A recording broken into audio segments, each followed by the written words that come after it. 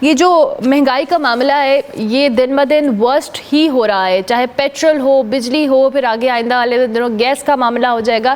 یہ ساری چیزیں جو ہیں ان کا ڈائریکٹلی اثر عوام کے اوپر پڑ رہا ہے. آپ کو لگتا ہے کہ آئندہ آنے والے دنوں میں کوئی چیز بہتر ہوتی نظر آئے گی؟ دو کہ IMF پروگرام کے حوالے سے موڈیز نے تو کہا ہے کہ جو بہتری کے امکانات ہیں فنڈنگ کو لے کر، لیکن اس کے اثرات جو ہیں ہم آدمی کے اوپر آئیں گے. جی بالکل، کیونکہ IMF پروگرام میں بجلی کا جو نظام ہے اس کے اوپر جو پالیسی بنائی جا رہی ہے وہ زیادہ تر بجلی کے بل بڑھانے سے ان کے خسارے پورے کرنے ہیں، نہ کہ سستی بجلی لانا یا بجلی کی چوری کو روکنا یا ریفارمز کرنا.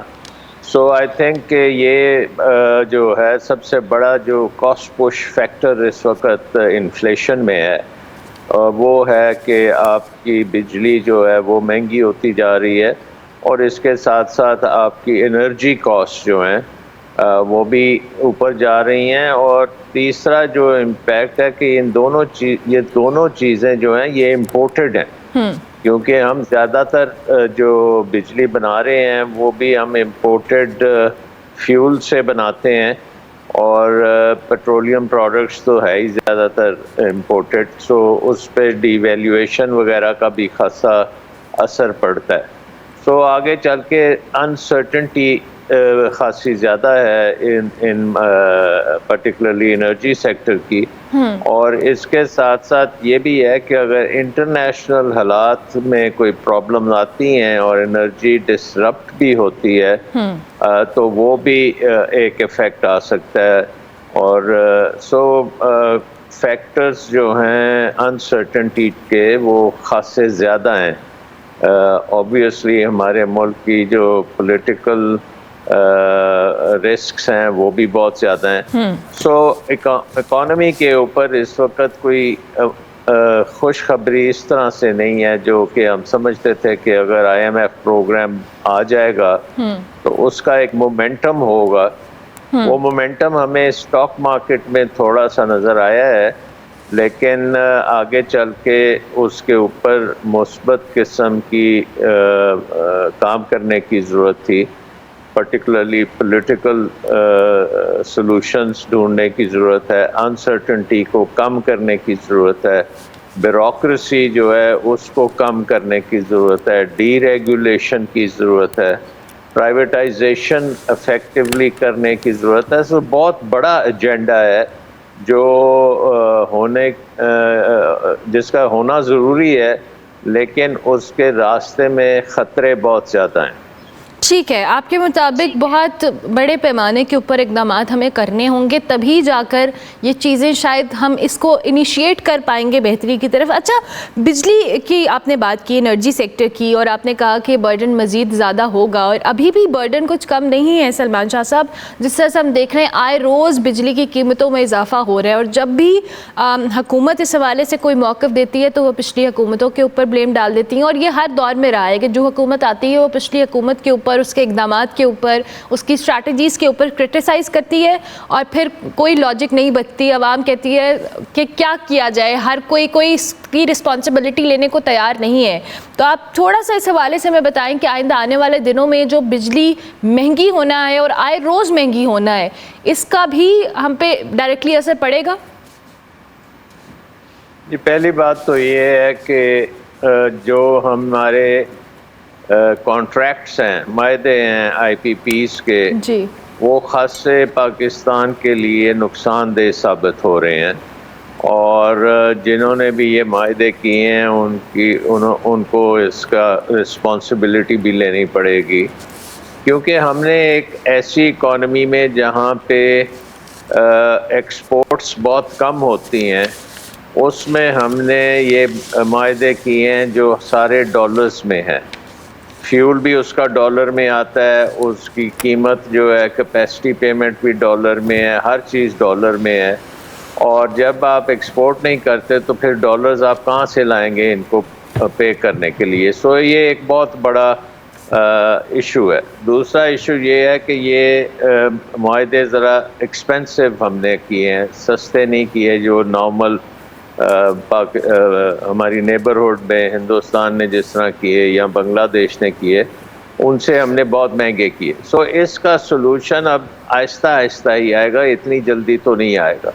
تو آئی ایم ایف کہتا ہے کہ جب تک آپ کوئی آلٹرنیٹ نہیں کرتے اس وقت تک اس کی پوری قیمت جو ہے اس بجلی کی یہ آپ ریکور کریں کنزیومر سے, جس سے یہ ہوتا ہے کہ انفلیشن بھی ہوتی ہے, لوگوں کی پرچیزنگ پاور بھی ختم ہوتی ہے, غربت ہوتی ہے, تو اس کے بہت زیادہ نیگیٹو امپیکٹ ہیں.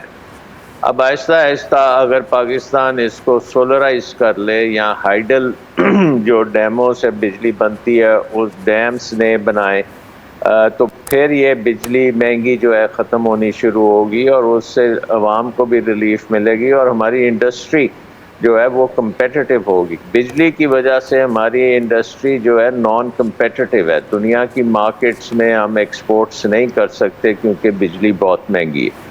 اس لیے یہ آئی تھنک ایک medium to long term issue ہے جس سے یہ ہمارا بہتری آنے کی امید ہوگی.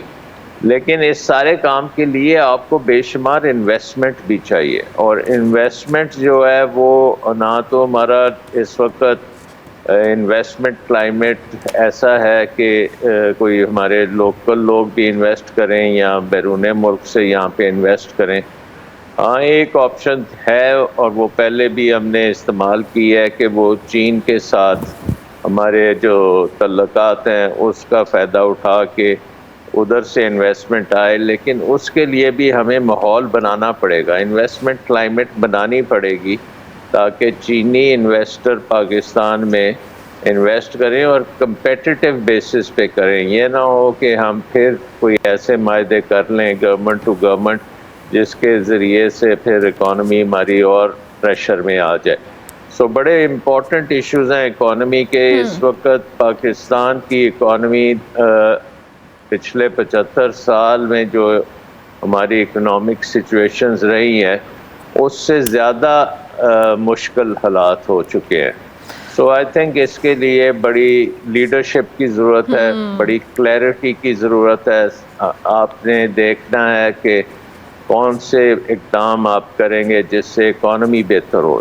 کہنے کا مقصد یہ ہے کہ اس وقت اکانومی کو ہماری نمبر 1 پرائرٹی ہونا چاہیے, اور باقی کام جو ہیں وہ ہوتے رہیں گے, لیکن ہمیں اکانومی جو ہے اس کے لیے تمام اقدام کرنے چاہیے تاکہ اکانومی جو تھوڑی بہت سٹیبل ہو رہی تھی, آئی ایم ایف پروگرام بن گیا تھا, اس سے بینیفٹ کر کے اور سٹیبلٹی لائیں اور انسرٹنٹی کو کم کریں اور انویسٹمنٹ کو کسی طریقے سے چالو کریں. اچھا سلمان شاہ صاحب, ابھی آپ نے کلیئرٹی کی بات کی اور آپ نے کہا کہ ہمیں بہت امیڈیٹ ایسے اقدامات کرنے چاہیے اور پرائیورٹائز کرنا ہے اپنی اس اکانومی کو. ڈو یو تھنک کہ موجودہ حکومت, چونکہ اسحاق ڈار صاحب نے بھی ایک سٹیٹمنٹ دی, انہوں نے پچھلی حکومت کے اوپر ملبہ ڈالا, اور جب یہ جو نئے منسٹر آئے ہیں اورنگزیب صاحب, ان کو بھی یہی کہا گیا تھا کہ جی یہ بہتری لائیں گے. ڈو یو تھنک کہ حکومتی پرائیورٹی کا حصہ ہے ہماری اکانومی, یا ہم کوئی اس طرح کے موجودہ حالات کے اندر ایسے اقدامات کر رہے ہیں کہ چلے ابھی فوری طور پر اس کا اثر نہیں آ رہا, لانگ ٹرم میں آ جائے گا ان اقدامات کا؟ آئی تھنک اس وقت جو ہے پولیٹیکل جو لوگ ہیں ان کو مل کے ٹیمپریچر کم کرنے کی ضرورت ہے. پاکستان کا جو ٹیمپریچر اس وقت 86 درجہ حرارت ہم نے ضرورت سے زیادہ اوپر کیا ہوا ہے, اور رول آف لا جو ہے اور کورٹس کو ہمیں کرنا چاہیے اور مستحکم, اور ان کو ان کے جو آرڈرز ہیں ان کو امپلیمنٹ کرنا بہت ضروری ہے, کیونکہ انویسٹر جو ہے وہ رول آف لا دیکھتا ہے اور وہ اسٹیبلٹی, پولیٹیکل اسٹیبلٹی دیکھتا ہے. اور اس وقت یہ جو چیزیں ہیں رول آف لا اور پولیٹیکل اسٹیبلٹی پاکستان میں نہیں ہے. سو آئی تھنک وقت آ گیا ہے کہ اب سارے لیڈرز جو ہیں وہ امیڈیٹلی اس کا نوٹس لیں اور پاکستان کو اس وقت خطرے سے بچائیں. بہت زیادہ خطرہ ہے پاکستان کا کانفلکٹ کا بہت زیادہ خطرہ ہے. پولرائزیشن تو آلریڈی ہو چکی ہے, اس کو بھی کم کرنے کی ضرورت ہے. تو ہیلنگ ٹچ بہت ضروری ہے پاکستان کی انوائرمنٹ میں, جس کی وجہ سے پھر اس وقت ہماری اکانومی جو ہے وہ بری طرح متاثر ہو رہی ہے. سو اگر ہیلنگ ٹچ آ جاتی ہے تو پھر اکانومی آہستہ آہستہ ریکوری کی طرف جا سکتی ہے, کیونکہ اس کے لیے بہت ضروری ہے نمبر 1 کہ انویسٹمنٹ کلائمیٹ ٹھیک ہو. دوسری چیز یہ ہے کہ آپ کا یہ جو بجٹ ہے اس میں ہم نے حکومتی اخراجات جو ہیں وہ بہت زیادہ رکھے ہوئے ہیں. 28,000 ارب روپیہ حکومت جب خرچ کرتی ہے تو پاکستانیوں کو پتہ ہے کہ حکومتی ادارے خرچہ صحیح طریقے سے نہیں کر سکتے. اس سے بہتر یہ ہے کہ یہ خرچہ پرائیویٹ سیکٹر سے ہو. سو مارکیٹ اکانومی کو ترجیح دینا, مارکیٹ اکانومی کے انسٹیٹیوشنز کو مضبوط کرنا, مارکیٹ اکانومی کو بہتر طریقے سے چلانا, یہ پاکستان کے سب سے بڑے چیلنجز ہیں.